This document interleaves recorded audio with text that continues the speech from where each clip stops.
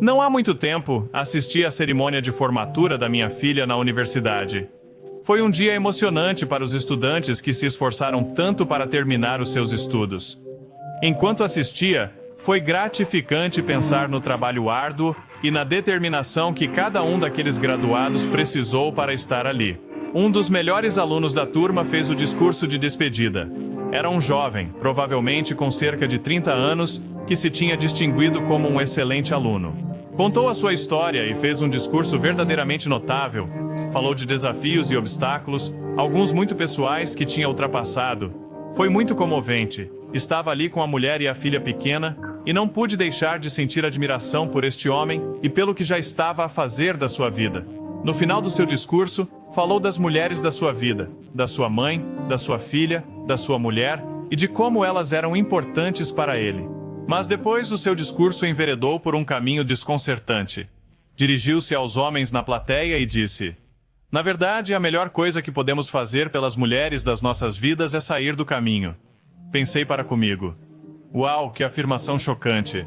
De todas as coisas que poderíamos dizer a uma geração de jovens, isso é o melhor que podemos esperar? Naquele momento havia milhares de homens na plateia, e pensei neles e perguntei-me: será que isto os vai inspirar a sonhar grandes sonhos, a serem construtores da sociedade e a esforçarem-se por servir e dar o melhor de si às suas famílias, quando o melhor que esperamos deles é que saiam do caminho? Fui-me embora a abanar a cabeça, não porque seja contra o facto de os homens aprenderem a honrar, respeitar e admirar as mulheres das suas vidas. Não, muito pelo contrário. Em vez disso pensei: que pena a oportunidade perdida de mostrar aos homens e às mulheres que se podem ajudar mutuamente. A vida é feita de relações, sendo a mais importante o casamento. E uma parceria matrimonial entre um homem e uma mulher exige trabalho de equipa e sacrifício de ambas as partes. Então, qual é o melhor que um homem pode fazer? Como é que ele pode ser bem-sucedido no casamento e na vida? A resposta não vem da agenda do nosso mundo moderno que acredita que a masculinidade é tóxica. Pelo contrário, a resposta está na compreensão do verdadeiro objetivo de um homem, e esse objetivo é revelado na Bíblia. A agenda moderna, secular e radical não está a dar aos nossos rapazes e jovens a verdadeira perspectiva de que necessitam.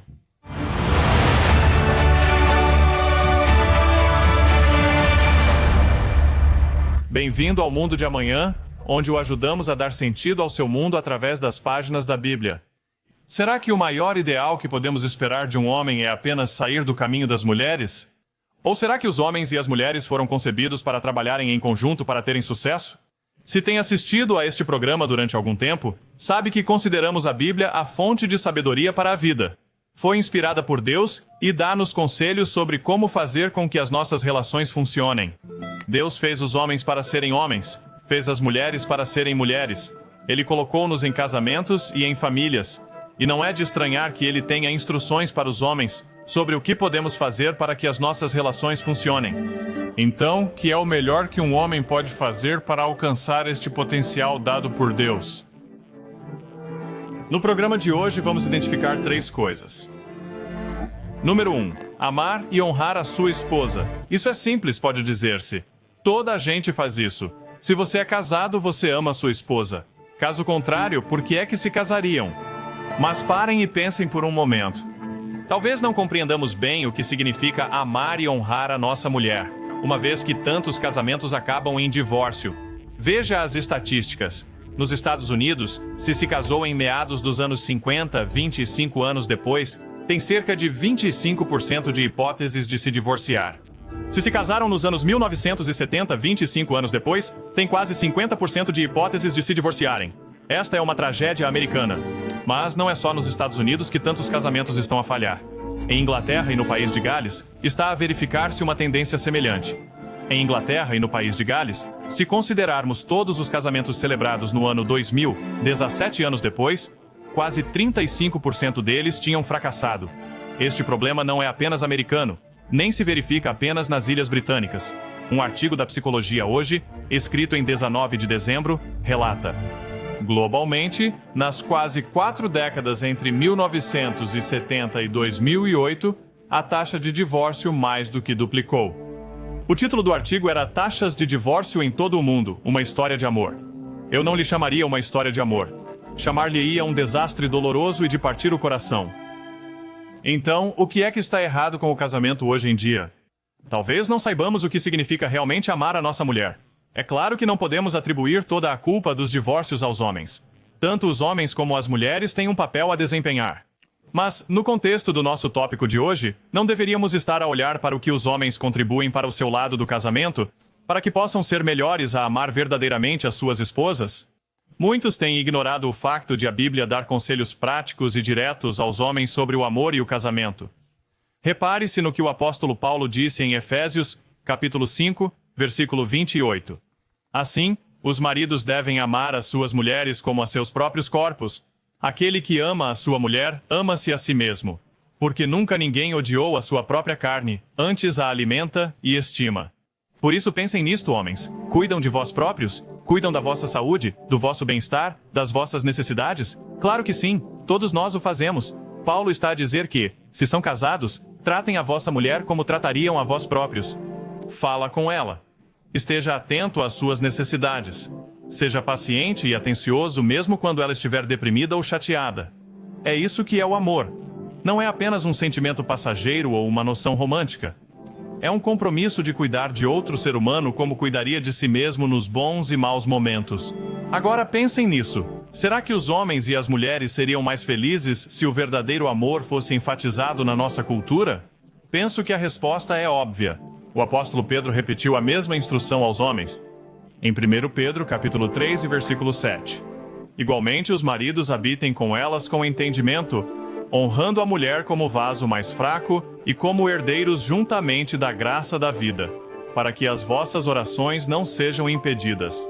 A Bíblia diz aos homens para honrarem as mulheres, não para as rebaixarem, não para as deitarem abaixo, não para as insultarem ou abusarem delas, mas para as honrarem.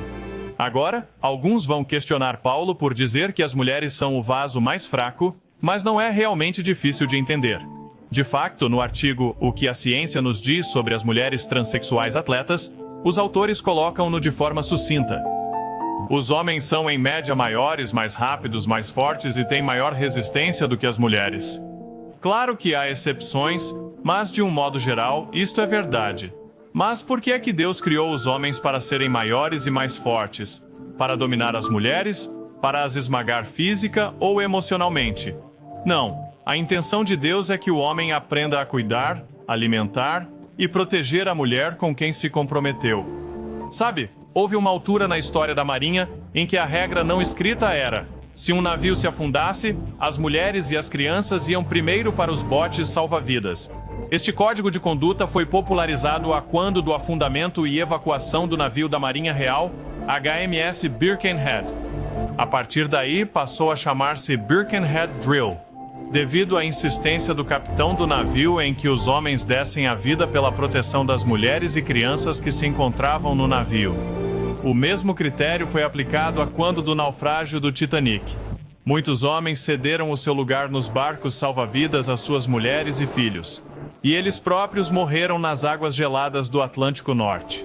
Mas temos de nos perguntar: será que chegamos a um ponto da nossa história em que os homens de hoje não sentiriam qualquer sentido de responsabilidade em proteger as mulheres numa emergência como esta?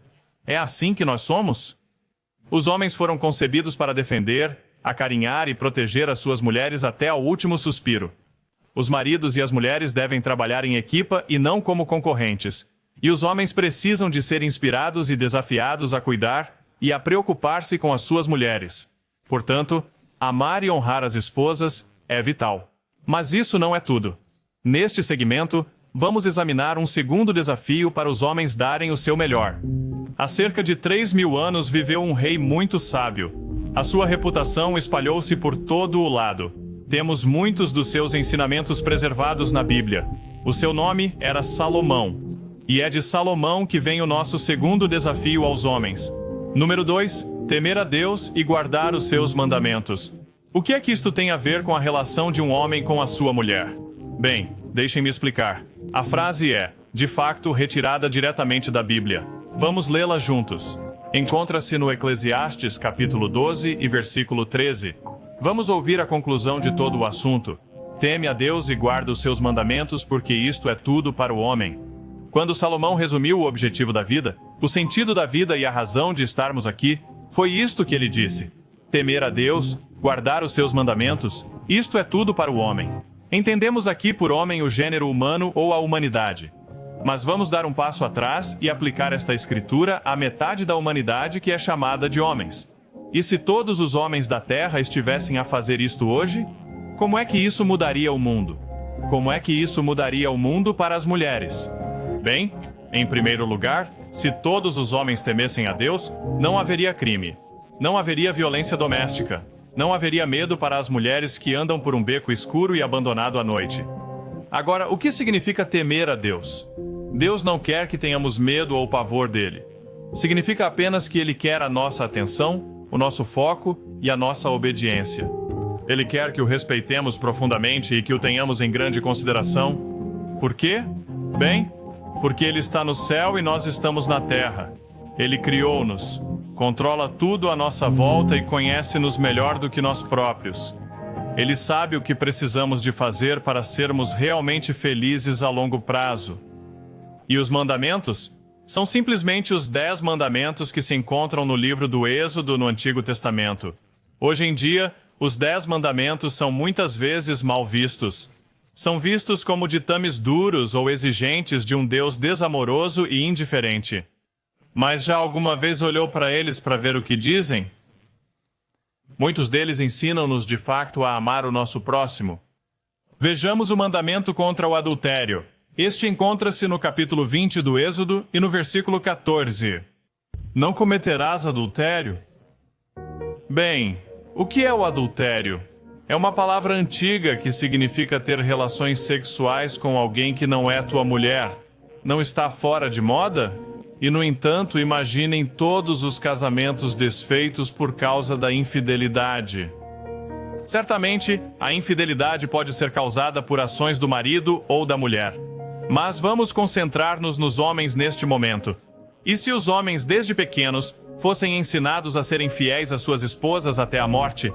Que o sexo é uma dádiva preciosa que só pertence a uma relação matrimonial comprometida para toda a vida. Estamos a ver como o cumprimento deste e de outros dos 10 mandamentos tornaria o mundo mais seguro para as mulheres? As mulheres não precisam que os homens saiam do caminho. As mulheres precisam que os homens temam a Deus e guardem os seus mandamentos. Isso seria uma mudança radical e monumental para melhor.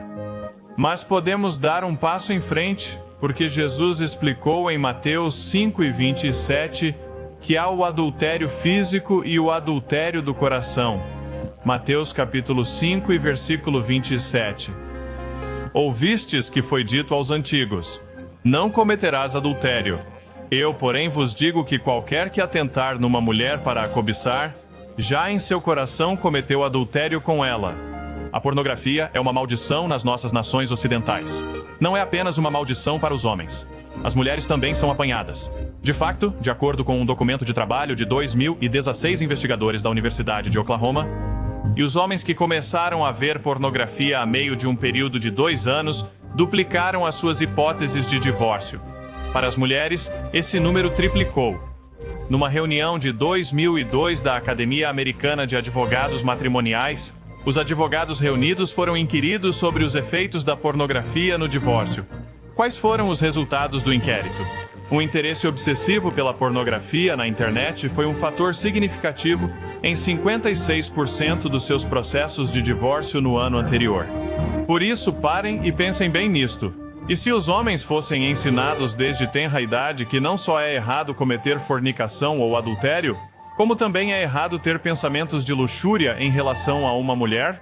E se a nossa cultura apoiasse os esforços dos pais para proteger os seus filhos de imagens impróprias nos meios de comunicação social, nos filmes e na internet?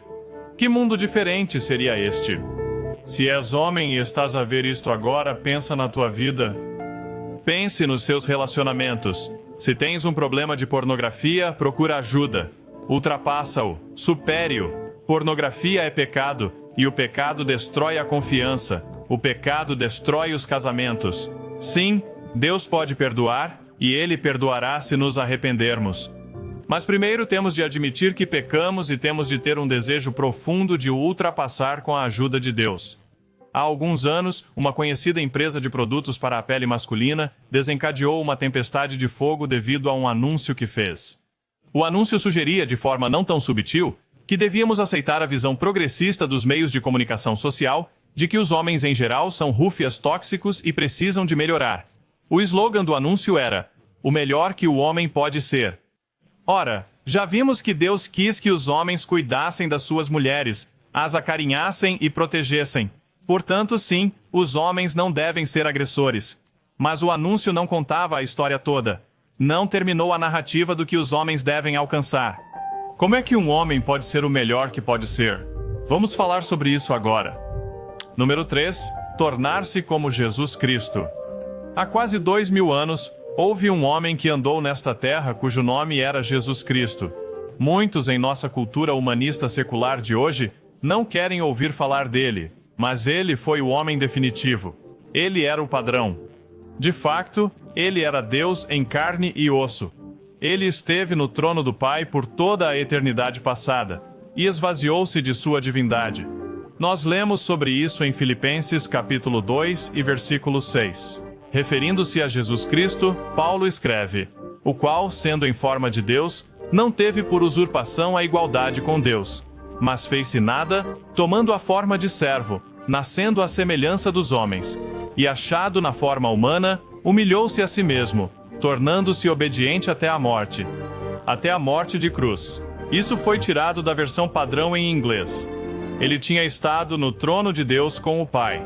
Ele abriu mão disso por nós para se tornar carne e sangue, para andar conosco. Ele se humilhou. Mas ele não era um fraco. Há um equívoco comum sobre Jesus Cristo como sendo uma espécie de indivíduo efeminado, suave e fraco. Talvez isso se deva ao facto de muitas imagens o retratarem dessa forma. Mas pense nisso, ele era carpinteiro, era um construtor. E nessa altura, não havia ferramentas elétricas. As suas mãos eram fortes e usavam-nas para trabalhar. Mais uma vez, isso não significa que ele era fraco, porque se preocupava com os interesses dos outros. Na verdade, aqui está um exemplo do tipo de homem que ele era, encontrado em Mateus 21 e versículo 12. Então Jesus entrou no templo de Deus e expulsou todos os que compravam e vendiam no templo, e derrubou as mesas dos cambistas e as cadeiras dos que vendiam pombas. Jesus Cristo não era um rufia, mas também não tinha medo de agir com firmeza quando era necessário. O templo era a casa de Deus, e quando encontrava ali vigaristas a aproveitarem-se e a enganarem o povo, impedia-os e expulsava-os.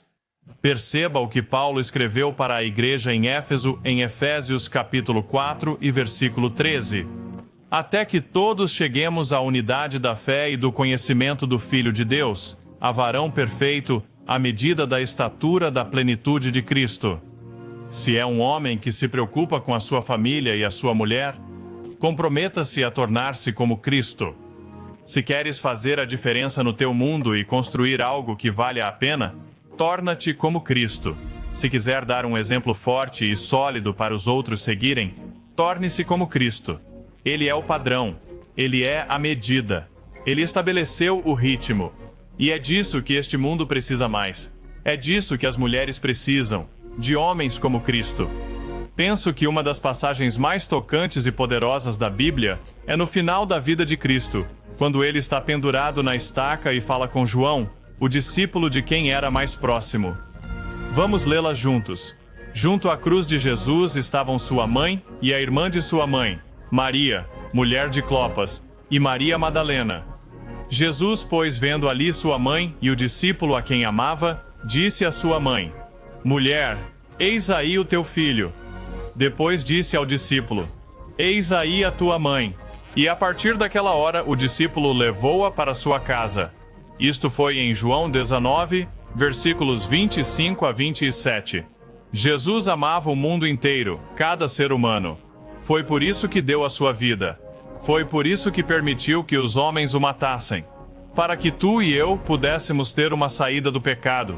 Mas mesmo quando estava ali pendurado nos seus últimos momentos, não esqueceu a mulher que o tinha dado à luz e criado. Ele assegurou-se de que a sua mãe seria cuidada mesmo antes de morrer. O último ato de um homem dinâmico, poderoso e carinhoso. Não ceda à visão cínica dos nossos dias. A ideia de que a Bíblia rebaixa as mulheres e diz aos homens que o façam. Nada poderia estar mais longe da verdade. A Bíblia responsabiliza os homens por tratarem bem as mulheres e desafia-os a fazê-lo com a ajuda de Deus. Se é homem, pense na sua vida. Pense na forma como trata os outros. Pense na forma como interage com as mulheres, especialmente com a sua mulher. Está a viver de acordo com o padrão de Jesus Cristo? Se tem filhos pequenos, é da sua responsabilidade ensiná-los a serem homens a sério. Não apenas um reflexo de um herói de cinema, mas um homem de verdade como Jesus Cristo. A honrar e respeitar as mulheres, não apenas a sair do seu caminho. E se fores uma mulher, e os homens da sua vida, se tem um marido, respeite-o, valorize-o, aprecie o que ele faz por si. Diga-lhe que está grata pela forma como ele se sacrifica por si. E criem os vossos filhos para serem homens valentes e fiéis, que respeitem as mulheres e valorizem a sua própria masculinidade. Vivemos tempos difíceis, mas Deus está à procura de homens e mulheres que estejam à altura do desafio. Em 2 Crônicas, versículo 9, lemos o seguinte: Porque os olhos do Senhor percorrem toda a terra, para se mostrar forte a favor daqueles cujo coração lhe é fiel. Homens, não basta apenas sair do caminho. Para o bem das mulheres das nossas vidas, temos de nos tornar naquilo que Deus quer que sejamos. Se achou este vídeo útil e quer saber mais, não se esqueça de obter a sua cópia gratuita do nosso guia de estudo, O Plano de Deus para um Casamento Feliz. Basta clicar no link na descrição para encomendar. É muito fácil. E lembre-se de gostar e subscrever o nosso canal para poder ver mais vídeos sobre diferentes tópicos bíblicos. Até a próxima!